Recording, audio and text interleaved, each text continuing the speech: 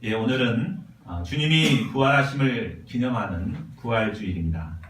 그동안 부활절 말씀으로는 주로 예수님께서 부활하셨던 내용, 복음서에 나오는 부활하신 내용을 가지고 부활 예배를 드리든지 아니면 고린도전서 15장 부활장 말씀으로 주로 이제 부활절 예배를 드렸었습니다. 그런데 올해 부활절은 본문 말씀으로 예배를 드리고자 합니다. 오늘 본문에는 예수님께서 죽어가는 한 백부장의 종과 또 이미 죽어 관 속에 누워있는 청년을 말씀으로 살리신 내용입니다. 부활이요 생명이신 예수님의 말씀에는 죽은 자를 살리시는 부활의 본능이 있습니다. 죽은 자들이 이 예수님의 음성을 들을 때 살아나게 됩니다. 오늘날은 겉은 건장한 청년들이지만 영적으로는 죽어있는 자들이 많습니다. 또 관 속에 누워서 꼼짝을 못하는 자들이 많습니다. 부활절을 맞이하여서 그들이 부활의 음성을 듣고 부활의 주님의 음성을 듣고 살아나는 역사가 일어나기를 기도합니다. 자, 1절을 보십시오. 12사도를 택하신 예수님은 제자들과 백성들에게 주옥과 같은 산상수훈의 말씀을 들려주신 후에 이제 가버나움이라는 곳으로 들어가셨습니다. 이 가버나움은 갈릴리 호수 북서쪽에 위치한 도시로서 교통의 중심지고 상업과 무역이 발달한 도시였습니다. 자, 2절과 3절을 보십시오. 예수님이 이곳에 도착하자마자 백부장이 보낸 유대 장로 몇 사람이 예수님을 찾아와 부탁을 합니다. 그 이유는 백부장의 사랑하는 종이 죽어 있는데 예수님이 와서 고쳐주시라는 부탁이었습니다. 그런데 이 상황은 당시 시대 상황을 통해 볼 때 정말 희귀한 일이었습니다. 어떤 점에서 희귀합니까? 첫째로 백부장이 병든 하인을 사랑했다는 것이 희귀한 일입니다. 당시 백부장은 로마 군인 100명을 지휘하는 로마군 장교입니다. 당시 로마 군인 한 사람의 권한은 아주 막강했습니다. 우리 일제시대 때 그 일본 순사가 그 권한이 얼마나 막강했습니까? 그런데 이 100명의 로마 군인을 거느리는 이 장교이기 때문에 그 권한은 당시에는 하늘을 찌를 듯이 막강했습니다. 아마 그는 가버나움을 다스리는 지역 사령관 정도의 위치에 있지 않았나 싶습니다. 반면에 하인은 어떤 자입니까? 당시 하인은 물건처럼 취급하던 시대입니다. 인권이라는 게 전혀 없었습니다. 잔인하고 포악하기로 유명한 로마 군인이 그것도 높은 권력을 소유한 그가 이처럼 보잘것없는 하인 한 사람을 사랑한다는 것은 참으로 희귀한 일이었습니다. 또 둘째는 유대인의 장로들이 백부장의 부탁을 들어주기 위해 예수님을 찾아와서 자기 일처럼 부탁하는 것, 이 일도 참 희귀한 일이었습니다. 당시 유대인들은 이방인을 어떻게 생각했습니까? 지옥의 불쏘시개 정도로 생각을 했습니다. 더군다나 보수적인 유대 장로들은 더욱 그러했습니다. 그런데 본문의 유대 장로들은 이방인인 로마 백부장의 부탁을 마지못해서 들어주는 정도가 아니라 자신의 문제처럼 예수님께 간절히 청하고 있음을 볼 수 있습니다. 참 희귀하고 놀라운 일 아닙니까? 유대 장로들은 계속해서 백부장의 부탁을 들어줘야만 하는 이유가 무엇인가를 설명해 줍니다. 자, 4절, 5절을 보십시오. 이 일을 하시는 것이 이 사람에게는 합당하니이다. 그가 우리 민족을 사랑하고 또한 우리를 위하여 회당을 지었나이다.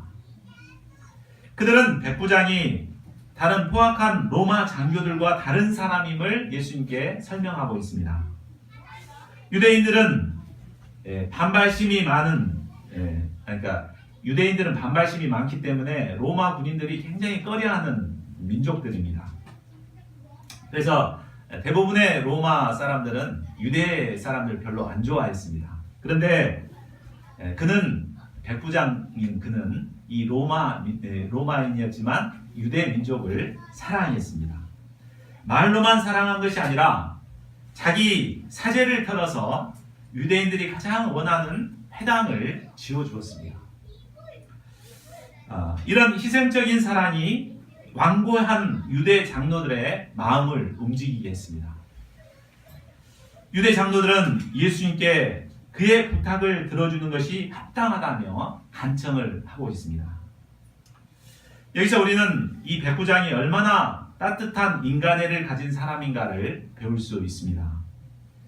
그는 무소불위의 권력을 가졌지만 결코 권력을 남용하지 않았습니다. 자신이 가진 것으로 백성들을 사랑하고 백성들의 필요를 채워주었습니다. 당시 물건 취급하던 종이 죽어갈 때도 그를 살리기 위해 백부장으로서의 자존심을 버리고 유대 장로들에게 아쉬운 부탁을 하였습니다. 이처럼 사랑과 희생정신을 가진 이런 지도자의 다스림을 받는 백성들은 얼마나 행복할까요? 우리나라는 그동안 불통의 지도자의 다스림을 받음으로 큰 고통을 받아왔습니다. 이제 5월 9일 대통령 선거를 통해 새로운 지도자를 선출해야 되는데 본문에 나오는 백부장과 같은 지도자가 선출될 수 있도록 간절히 기도해야겠습니다. 또한 우리 자신이 본문의 백부장처럼 이런 인간애를 가진 지도자가 되기 위해서 소원하고 기도해야 되겠습니다. 그래서 자신의 위치에서 자신의 가진 권한을 가지고 이렇게 백성들을 사랑하고 희생하고 섬기는 이런 자들이 될 수 있기를 기도합니다. 자, 6절을 보십시오. 유대 장로들의 말을 들으신 예수님도 흔쾌히 그들의 부탁을 들어주었습니다. 예수님은 곧바로 유대 장로들과 함께 길을 나섰습니다. 그런데 그 집에 거의 다다랐을 때 백부장이 자신의 벗들을 보내어 말했습니다. 주여 수고하시지 마옵소서. 내 집에 들어오심을 나는 감당하지 못하겠나이다. 그러므로 내가 주께 나아가기도 감당하지 못할 줄을 알았나이다. 말씀만 하사 내 하인을 낫게 하소서. 백부장은 하인을 살리고자 하는 마음으로 유대 장로들에게 부탁해서 예수님을 모셔오도록 했습니다. 그러나 그 후에 곰곰이 생각해 보니까 자신이 너무 경솔한 부탁을 한 것 같았습니다. 나같이 하찮은 사람이 감히 주님을 오라 가라 하다니 그럴 수야 없지 하며 그제야 정신을 바짝 차리고 친구들을 보내서 예수님이 오시는 것을 만류했습니다. 자, 인간적으로 보면 그는 가버나움 주둔 사령관으로 나는 새도 떨어뜨리는 권력을 가진 자입니다. 반면에 예수님은 시골 전도자에 불과할 뿐이었습니다. 얼마든지 자신의 권력으로 오라 가라 할 수도 있습니다. 그러나 그는 인간적인 눈으로 예수님을 보지 않았습니다. 아마 그는 지역 사령관으로서 많은 정보들을 들었을 것입니다. 그래서 예수님의 소문을 듣고 예수님이 어떤 분이신가를 파악했을 것입니다. 자신이 이런 정보를 통해서 내린 결론은 바로 예수님이 그저 능력 많으신 정도가 아니라 주님이 되신다는 사실을 깨달았습니다. 주님이란 말은 하나님이시단 말이죠. 예수님은 하나님이시구나 라는 것을 깨닫게 되었습니다. 그래서 그는 주님 앞에 감히 설 수 없는 자신을 발견했습니다. 예수님이 주님이신 것을 발견하니까 자신은 티끌만도 못한 자인 것을 깨닫게 된 것입니다. 이런 내가 어떻게 예수님을 오라가라 하다니, 예수님이 나한테 찾아오시다니, 이건 감당할 수가 없는 일이었습니다. 그래서 주여 수고하시지 마옵소서. 내 집에 들어오심을 나는 감당하지 못하겠나이다. 그러므로 내가 주께 나아가기도 감당하지 못할 줄을 알았나이다 라고 고백하고 있습니다. 그런데 그는 여기에만 멈추어 있지 않았습니다. 한 걸음 더 나아가 믿음의 강구를 드립니다.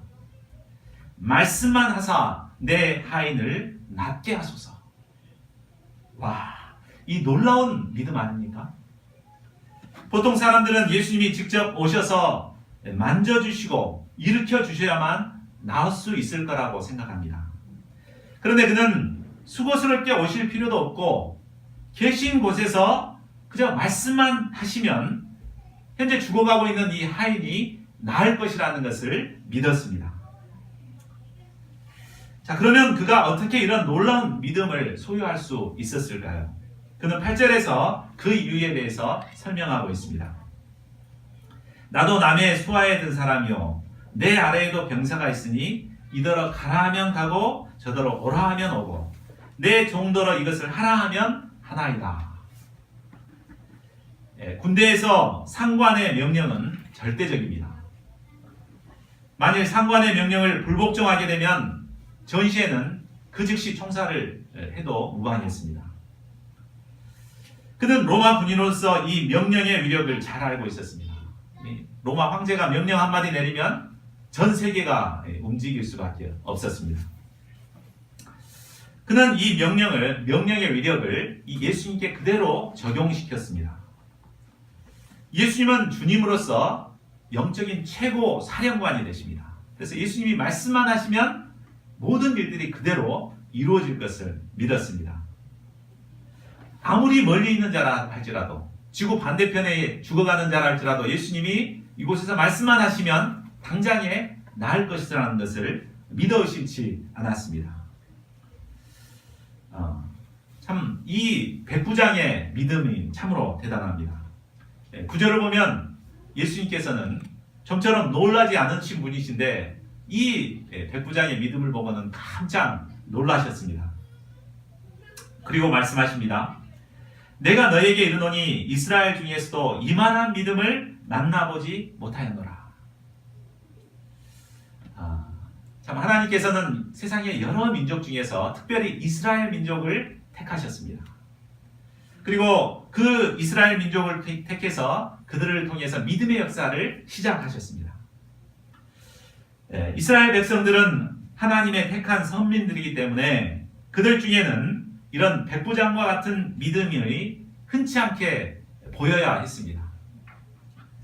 그러나 이스라엘 어디에서도 이만한 믿음은 만나볼 수가 없었습니다.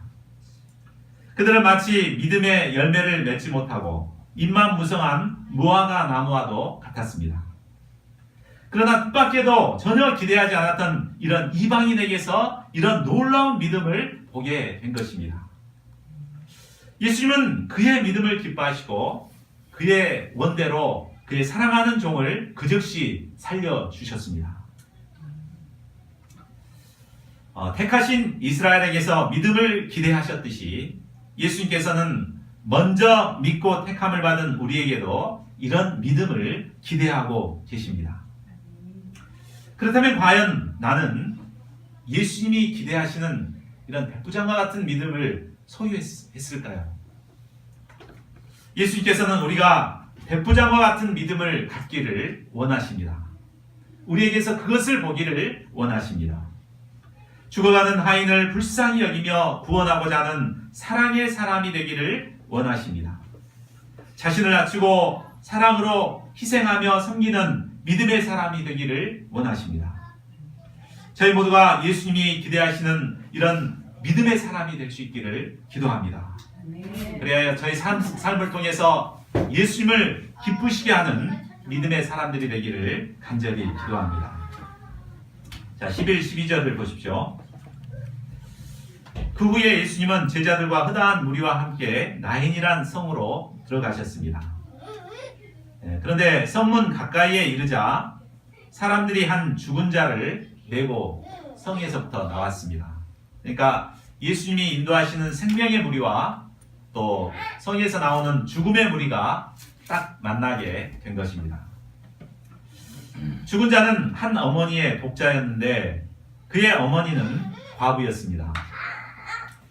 과부의 외아들은 젊은 나이에 안타깝게도 죽음을 맞이하게 되었습니다. 우리나라에서는 보통 3일장을 치르잖아요. 근데 유대에서는 날씨가 무덥기 때문에 죽은 즉시 그날 상을 치릅니다. 그러니까 이 청년이 죽은 지가 그리 오래되지 않았습니다. 이 젊은이가 왜 죽었는지 우리는 잘 알 수 없습니다. 갑자기 알 수 없는 병에 걸렸는지 불의의 사고를 당했는지 모릅니다.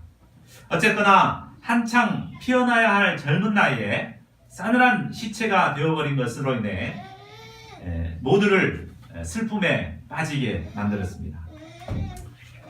무엇보다 가슴 아픈 사람은 울며 그 뒤를 따르는 어머니였을 것입니다. 그 어머니는 과부였기 때문에 이미 사랑하는 남편을 잃었던 슬픈 경험이 있었습니다. 이 여인에게 있어 유일한 소망은 바로 하나밖에 없는 이 외아들이었습니다. 당신은 여인으로서 경제활동을 할 수 없기 때문에 당시 유일하게 경제활동을 할 수 있는 것은 추수한 뒤에 그 이삭을 주어가지고 그것으로 연명을 하는 것이었습니다. 이것은 오늘날로 말하면 라면 박스 같은 거 이렇게 모아가지고 생활하는 거나 마찬가지입니다. 그러니까 이 여인은 하나밖에 없는 아이를 키우기 위해서 죽을 고생을 해가면서 아마 어엿한 청년으로 키워냈을 것입니다. 그 결과 이제 아이도 어엿이 자라나 청년이 되었습니다. 이제 청년이 된 아들이 경제활동도 시작하고 또 장가도 가게 되면 이제 이 여인은 그동안의 고생은 끝나고 이제 행복이 시작될 것밖에 남아있지 않았습니다. 그런데 그만 이 귀한 아들이 어느 날 친구들과 함께 놀러 갔다가 싸늘한 시체가 되어 돌아왔습니다. 이때 이 여인의 마음이 어떠했겠습니까? 하늘이 무너지고 땅이 꺼졌을 것입니다. 참, 여인은 싸늘하게 죽은 아들의 시신을 붙들고 목 놓아 울 수밖에 없었습니다. 주변의 많은 사람들도 그녀와 함께 울어주는 것밖에 더 이상 할 것이 없었습니다. 이처럼 죽음은 죽은 당사자에게뿐만 아니라 주변 사람들에게서 모든 꿈과 희망을 빼앗아가 버리고 깊은 절망과 슬픔에 빠지게 만듭니다. 우리 인간이 죽음 앞에서 할 수 있는 일이라고는 그저 이 여인처럼 목 놓아 우는 것밖에 할 것이 없습니다. 과연 누가 이 여인의 슬픔을 위로할 수 있겠습니까? 13절을 보십시오. 예수님은 사랑하는 독자를 잃고 슬피 울고 있는 과부를 보셨습니다. 그리고 그녀를 불쌍히 여기셨습니다. 불쌍히 여기신 것은 단순한 동정심이 아니라 그녀의 슬픔에 깊이 동참했다는 것을 말해줍니다. 예수님은 여인의 슬픔과 비통함에 깊은 연민을 느끼시고 그녀의 슬픔에 동참하셨습니다. 예수님께서는 죽음의 권세 앞에 절망하고 무기력하게 슬피 울고 있는 모든 인생들의 슬픔을 깊이 이해하시고 불쌍히 여기시는 분이십니다. 예수님은 여인을 불쌍히 여기신 후에 이 여인에게 말씀합니다. 울지 말라. 이 말은 시끄럽다, 울지 좀 말아라, 이 말이 아닙니다. 내가 너의 슬픔을 해결해 줄 테니 더 이상 울 필요가 없다라는 말입니다. 여인의 슬픔을 불쌍히 여기신 예수님은 여인의 슬픔을 해결해 주시고자 작정하신 것입니다. 부활이요 생명이신 예수님은 죽음으로 인해 슬퍼하시는 모든 자의 눈물을 닦아주기를 원하십니다. 이 예수님께서 원하시면 더 이상 울 필요가 없습니다. 그러면 예수님은 어떻게 이 여인을 위로해 주십니까? 우리 14절을 같이 읽어보겠습니다.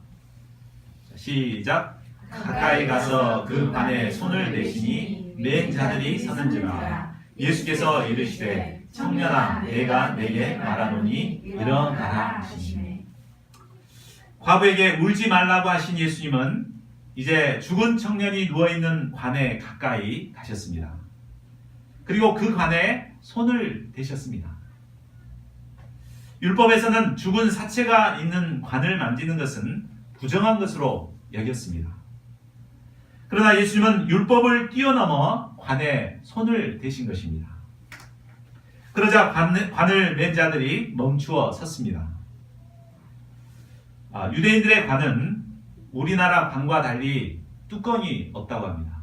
우리나라는 뚜껑으로 딱 이렇게 닫아버리잖아요. 근데 유대에서는 시체를 세마포로 싸가지고 뚜껑이 없는 관에 이렇게 담아 놓습니다. 그러므로 이제 예수님과 이 청년과 정면으로 이제 마주 대하게 된 것입니다. 이때 예수님께서 시체를 향해 말씀합니다. 청년아, 내가 네게 말하노니 일어나라. 그러자 죽었던 청년이 잠에서 깨어나듯 기지개를 펴고 일어나 앉았습니다. 그리고 평소와 같이 말도 하였습니다. 아니, 여러분들 왜 울고 계세요? 이렇게 아마 했을 것 같습니다. 예수님은 그를 어머니에게 주어 그녀의 슬픔을 위로하였습니다. 죽은 청년으로 인해 그의 어머니와 나인성의 온 백성이 슬픔에 잠겼습니다. 그러나 죽은 청년이 살아남으로 말미암아 그들에게 큰 위로와 기쁨이 주어졌습니다. 자, 청년은 어떤 자입니까? 저는 청년 하면은 고등학교 국어교과서에 나왔던 청춘예찬, 민태원의 청춘예찬이 생각납니다. 그 첫 대목이 이렇죠. 청춘, 이는 듣기만 하여도 가슴이 설레이는 말이다. 청춘, 너의 두 손을 가슴에 대고 물방아 같은 심장의 고동 소리를 들어보라. 청춘의 피는 끓는다. 끓는 피에 뛰노는 심장은 거선의 기관같이 힘이 있다. 이것이다. 인류의 역사를 꾸며 내려온 동력은 바로 이것이다. 자, 이처럼 청년은 피 끓는 가슴으로 역동적인 삶을 살아가는 존재입니다. 이런 청년의 모습을 청년을 보는 이에게도 큰 힘을 주고 기쁨을 줍니다. 생기발랄한 청년들의 모습을 보면 어떻습니까? 참 좋을 때다. 나도 저럴 때가 있었는데 이런 생각 드시지 않습니까? 그러나 안타깝게도 오늘날 청년들의 모습은 청년으로서의 밝고 진취적인 모습은 찾아보기 어려운 것 같습니다. 어깨는 축 처지고 인생의 세파에 지친 늙은이처럼 깊은 한숨을 몰아쉬는 청년들이 많습니다. 그 이유가 무엇일까요?